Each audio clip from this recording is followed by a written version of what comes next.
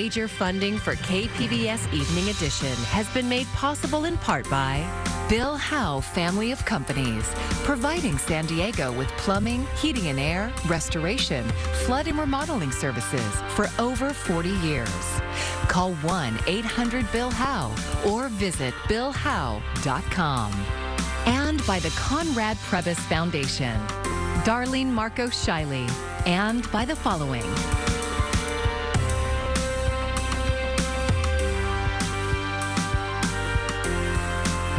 And by viewers like you. Thank you. Tonight, San Diego County is back in the medium tier for COVID spread. Thanks for joining us. I'm Matt Hoffman in for Maya Trabulsi. It comes as the county health department is reporting a spike in new cases. KPBS reporter Melissa May has an update. The county says the number of lab-confirmed COVID cases went up 63% this week compared to last week. This is unfortunately history repeating itself. After the holidays, we see that cases do tend to go up.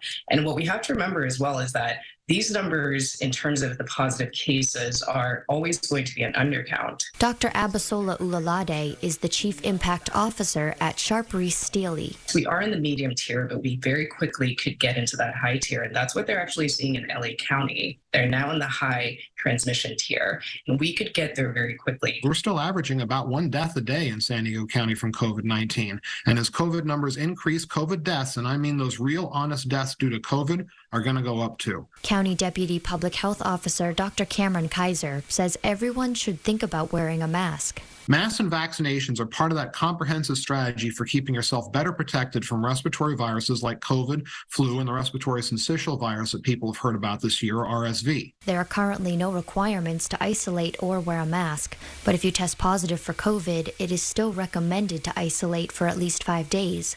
And if you are exposed to COVID, it's better to take a home test. That way we don't tie up the hospital tests for patients that are really sick. But before you take that home test, check it out on the FDA's website to see if that expiration date has been extended, because some of them have. On average, most of the tests are fine for 6 months, but some of those expiration dates have been extended for even up to a year. In the meantime, San Diego's emergency rooms are seeing increased demand, and doctors are asking people to be patient with healthcare workers. We had a lot of angry and frankly not very nice patients last January and February, and I don't think that there is that bandwidth anymore. We had staff working double shifts coming in to help take care of our patients, and if they're treated that same way again, I do worry because the burnout is real. Vaccines for both COVID-19 and the flu are widely available at medical clinics and pharmacies throughout the community. Melissa May, KPBS News. The CDC now says more than a third of flu hospitalizations and deaths so far this season were just reported last week. We're also learning that U.S. hospitals are more full than they've ever been since the start of the pandemic. Mike Valerio has the latest on the nationwide impact of 3 viruses all circulating at once. With U.S. hospitals filling up and pharmacy shelves thinning out, the country confronts a triple-demic of flu, RSV, and COVID-19. Today, a new vaccination push by the White House and First Lady Jill Biden. The most important thing you can do to prepare for your holidays is to get your updated COVID vaccine. About 80% of hospital beds are now in use nationwide, the highest level since the Omicron surge in January. But just 6% of beds are in use by COVID patients. The American Hospital Association says an influx of flu patients is a key reason why hospitals are filling up. Doctors are urging more people to get their flu shots. 40 to 50% of the population that's eligible has only taken the flu vaccine. Vaccines that sit on a shelf are of no use. It's vaccines that are in people's arms. Adding to the problems, widespread medical staff shortages and a backlog of patients who delayed care for years. As parents look for medicine to take care of their kids at home, many have found store shelves close to bare. Really hard to order Tylenol, generic brand, ibuprofen, generic brand, cough syrup, especially for kids. The current COVID wave isn't as large as the last surges, but here in Los Angeles County, home to nearly 10 million people, COVID metrics are rising. LA County's top health official said she feels more hopeful that metrics might improve and a potential indoor mask mandate may be avoided. In Los Angeles, Mike Valerio, KPBS News. The University of California and the union representing academic workers are heading into mediation with the hopes of resolving the strike. UC negotiators told the union yesterday that they would not be making any new bargaining proposals. The university system has been pushing for mediation to help reach a new labor contract. Today, the union agreed that someone else needs to step in to make progress. Around 48,000 workers at UC San Diego and the 9 other UC campuses went on strike in mid-November. They're demanding better pay, free public transit, improved child care benefits, and greater job security. Now that the results of November's election are officially certified, new mayors in Chula Vista, National City, and Imperial Beach can celebrate their close victories. As KPBS reporter Gustavo Solis tells us, they all want the South Bay to play a bigger role in regional politics. That we're out in the community, we're getting things done. Ron Morrison won National City's mayoral election by 68 votes. He acknowledged that he benefited from the fact that both of his opponents were young Latino Democrats. They split the city's progressive base. It would have been very different if it was a one-on-one situation. Morrison says that he wants to see more regional investment in National City, particularly from the Port of San Diego. Dickens had the tale of two cities. In our case, we have the tale of two ports. We have the port that's north of the Coronado Bridge and the one that's south of Coronado Bridge. In Chula Vista, John McCann has a long history of serving on the city council. He noted that Chula Vista and other South Bay cities haven't always gotten their fair share of infrastructure investment. He wants to work with other newly elected mayors to change that reality. Many times we have been lacking with the support, but I hope to work with both the National City and Imperial Beach new mayors to be able to have a united front to be able to get quality infrastructure for the South Bay. Also in Chula Vista, deceased city attorney candidate Simon Silva defeated Dan Smith. This means that the city will now have to spend up to $2 million in taxpayer dollars on a special election. That special election will be held either in the spring or fall of 2023. In Imperial Beach, Paloma Aguirre won the mayor's race by a 6-point margin. She became the city's first ever Latina mayor. Aguirre pushed back on the narrative that the South Bay is missing out. She says regional bodies like SANDAG, MTS, and the Port are already being more inclusive than they were in the past. Everything south of the 8 wasn't really taken into consideration in a lot of different ways, but I think now in regional bodies that I've served on, like MTS and SANDAG, there's been a renewed interest, a renewed focus on, equity. Aguirre hopes to continue that trend by working collaboratively with the other newly elected mayors. Gustavo Solis, KPBS News. NASA's Orion spacecraft will not be splashing down off the coast of San Diego this Sunday, and that's because of bad weather in the forecast.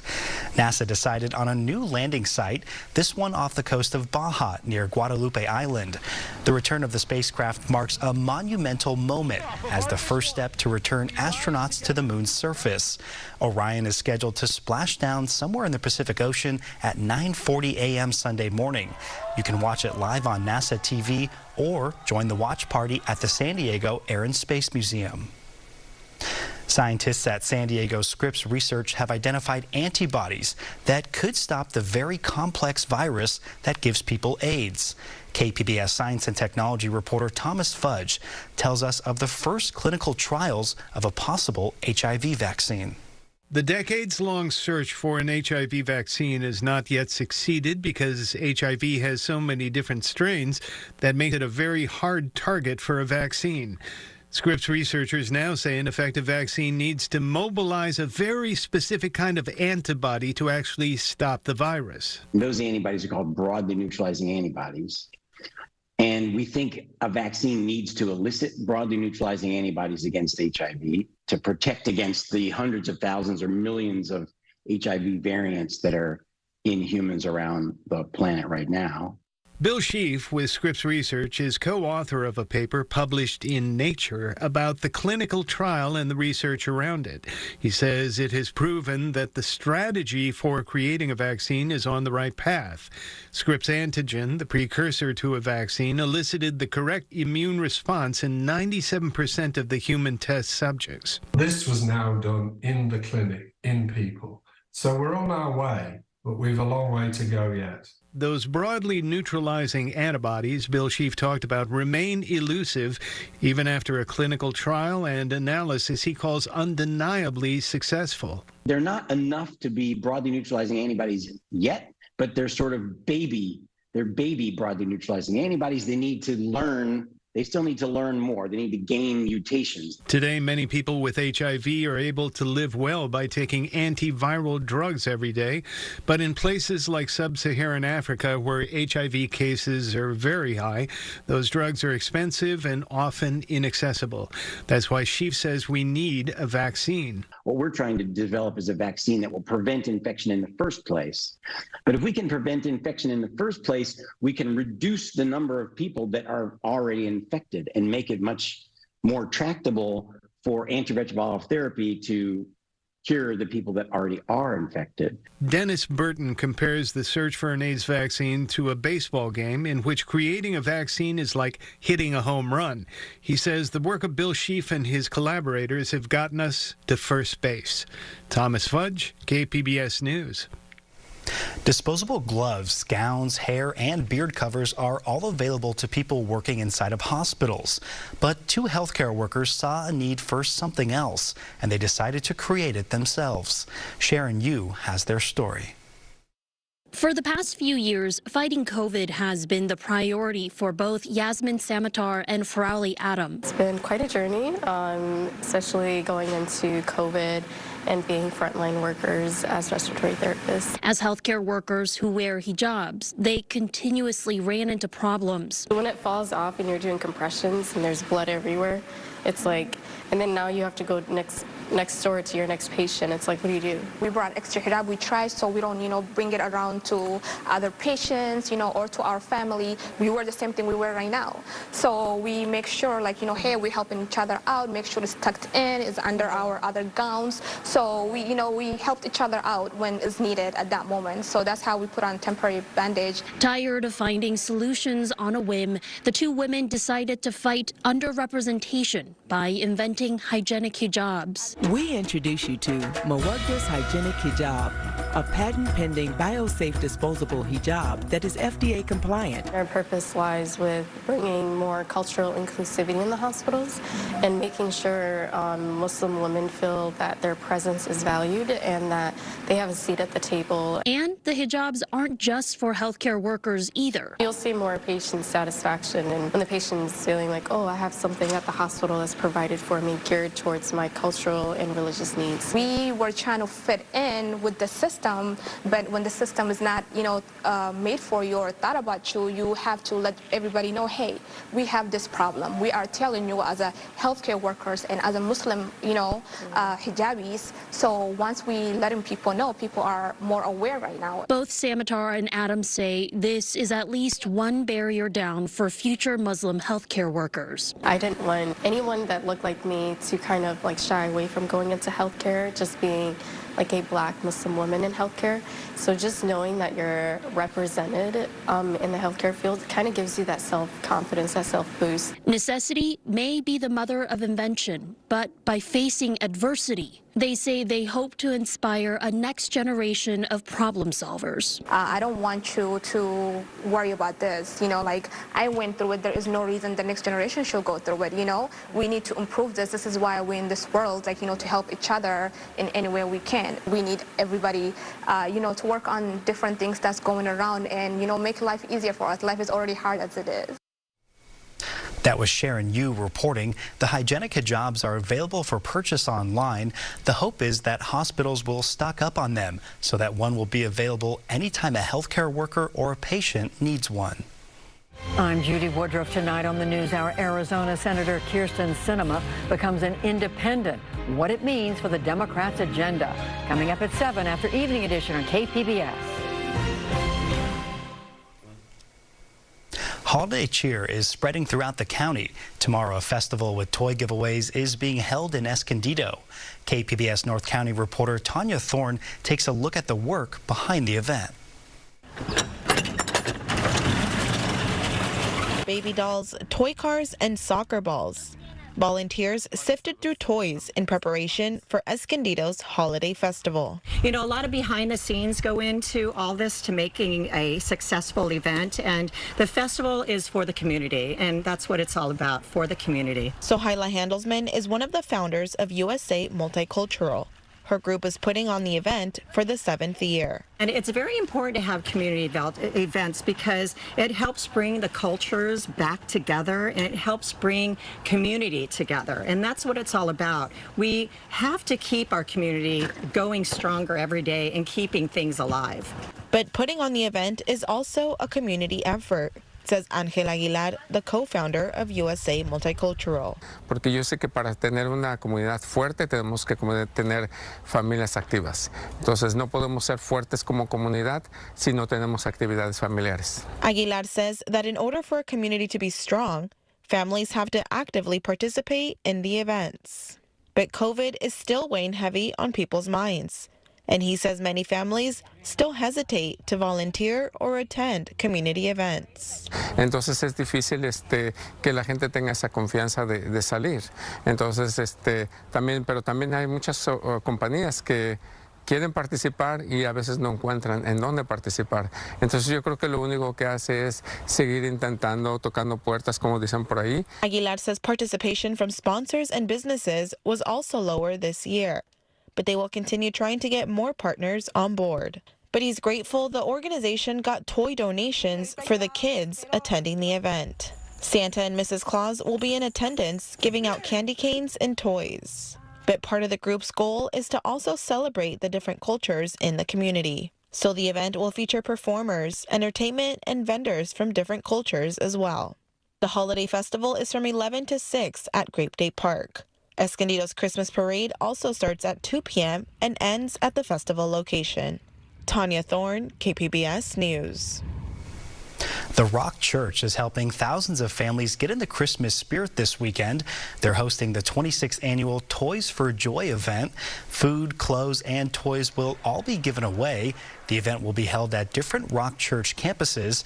It's to help reach people in different communities. Tarlise Jones is now a volunteer for this, but she was once a recipient of the program. She says she knows what these families are going through. It just makes me feel blessed, honestly. It makes me feel happy. I feel overflowed with joy. It puts a smile on my heart because I know that this might be the only time this kid has something during the holiday season. The Rock Church is still in need of some volunteers and some toy donations. To donate or sign up, visit sdrock.com/toys. Our top story, a cold winter storm moving down the California coast this weekend with significant impacts here. We'll stay cool with well below average temperatures through the weekend and into next week. Sunday's the big day with widespread rain, and up in the mountains we'll be seeing some snow and some wind. Significant snows up above 6,000 feet, but snow levels could get a little bit lower. Overnight tonight, partly cloudy, cool. We're in the mid-40s. Surrounding areas a little chilly. We'll be in the 30s, Oceanside, Escondido, down to freezing in Ramona. El Cajon's 39, Borrego Springs in the 30s too. Well, in the future, satellite and radar, things still kind of quiet here overnight. But look what happens Saturday. Heavy rain swings down through the Bay Area. It'll be windy there too, and heavy snow. It returns to the Sierra. That rain could get as far south as Los Angeles by late in the day. We'll be staying dry here with just a partly sunny sky. You can see our temperatures cool, low to mid 60s. In the mountains there, some 40s in Mount Laguna. Now Sunday, that's our day for the rain, some wind, some higher terrain snows. This will be a poor day for travel. There'll be the potential for some ponding of water on the roads, localized floodings. This is the first significant rain we've seen here in about a month, and it should be a good soaking. We could see an inch and a half rain here. Then once the storm pulls out, this trough continues, and we'll stay cool right through the upcoming week. So here's our extended forecast. Sunday's the big day for rain. Gets a little cooler Monday with some leftover showers in the interior sections inland. Cool with the rain Sunday, rainy time still into Monday. And as we get up into the mountains, it's getting windy with some heavy rains by Monday. And it does look like the winds and chilly temperatures will continue. And even in the deserts, it'll be quite cool. Some showers around Sunday into Monday, but even with some sunshine, below average temperatures. For KPBS News, I'm meteorologist Mark Mancuso. Today, the San Diego Padres made it official. They signed Xander Bogaerts to a huge contract, this one worth $280 million over 11 years. Bogaerts became a star with the Boston Red Sox in recent years. He took them to 2 World Series championships. Padres general manager A.J. Preller said Xander is a strong fit for the team as it looks to bring their own World Series championship to San Diego. It's unclear where shortstop Fernando Tatis Jr. will fit in when he returns from suspension in April. 2 of the big economic stories this year are gas prices and inflation. Now that gas prices are dropping, SDSU's Miro Kopuk tells us how that might affect inflation into 2023. Here's the Friday Business Report. Gas prices are cheaper today than they were a year ago at this time. At the national level, gas prices have declined to $3.32 a gallon. They're down 15 cents over the last week. In the state of California, they're down to $4.60, and even in San Diego County, $4.65 a gallon. Analysts who follow gas prices are going to suggest that, gas prices are going to continue to fall for roughly the next 60 days. So, consumers who are actually going to, drive during the holidays, good time to drive because the gas prices will be fairly reasonable. In the University of Michigan Consumer Confidence Poll, their last one for 2022, consumer confidence was up substantially, way above expectations. Yesterday, the Producer Price Index declined from 8.1 to 7.4%, which portends continued declines in consumer prices, since the Consumer Price Index is going to be released next week when the Federal Reserve actually is going to be raising their rates about half a point. If you've played the Sony PlayStation game God of War Ragnarok, then you've probably killed San Diego stuntman Fernando J. Huerto, and probably more than once. KPBS arts reporter Beth Accomando spoke to him about being a stunt performer and doing motion picture capture work for the video game. Today is a big day for me. It's one of the biggest days of my career. God of War Ragnarok released today. Yep, this is one of my scenes. Yep, that's me. That is me. And Fernando J. Huerto is in the game. Oh my God, that's me.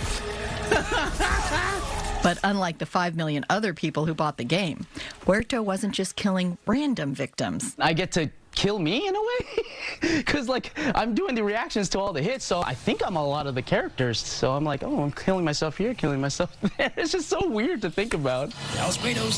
So I'm taking the hits, and I'm just doing 8 hours of doing different reactions, like getting slashed, getting my head lopped off, getting my body split in half. Huerto gets to kill himself repeatedly, thanks to the magic of mocap, or motion capture.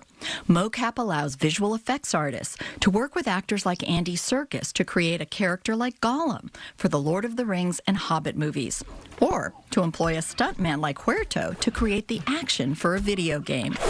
So they put this suit on you that has reflective markers or LED lights, depending on the system, and it records the performer's movements, and the programmers and the animators and director, they can put it directly into the scene in the game. It's just me trying to figure out, okay, how am I going to sell this animation? It's also problem solving. How do I sell this hit? How do I sell this hit that's over the top, or it's not realistic, no physics? You just have to use your imagination and then let the animators, take it from there. His work with fellow stuntman Eric Jacobus on the indie game Midnight Fight Express led to the job on God of War Ragnarok, the wildly successful action-adventure game developed by Santa Monica Studio for Sony PlayStation. Oh my God, it's coming up. Yep, that was it. That was my scene. My other scene. Huerto is an avid gamer and streamed himself playing God of War Ragnarok on Twitch. That's so sick. I remember doing that. We just stacked mats and then pulled Eric over the mat. Stunt work in motion capture is heaven. You don't have to hide pads. It could be right there, and the software's not going to capture that. They're only going to capture what's reflected on the markers that are on your suit.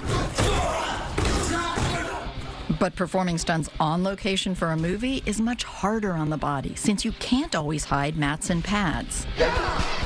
In addition to performing stunts, Huerto has worked on such features as Jordan Peele's Get Out and Us, films that are outside the action genre.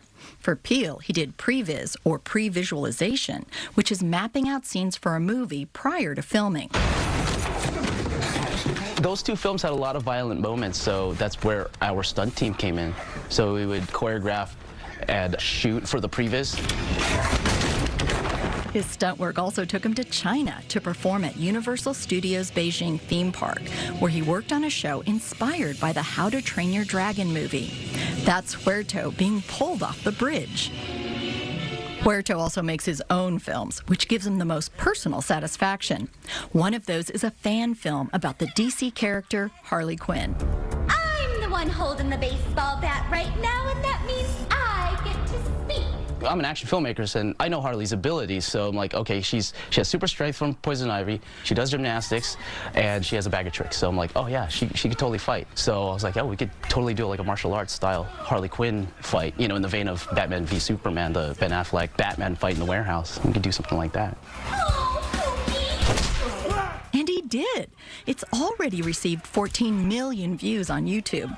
And it's probably safe to say that with God of War Ragnarok, Huerto's likely been killed at least 14 million times. And that should make any stunt person happy. Oh, that's awesome. Side flip out of it. Damn! Beth Agamondo, KPBS News. You can find tonight's stories on our website, kpbs.org. Thanks so much for joining us. Have a great evening. Major funding for KPBS Evening Edition has been made possible in part by Bill Howe Family of Companies, providing San Diego with plumbing, heating and air, restoration, flood and remodeling services for over 40 years. Call 1-800-BILL-HOWE or visit billhowe.com. And by the Conrad Prebys Foundation, Darlene Marco Shiley, and by the following.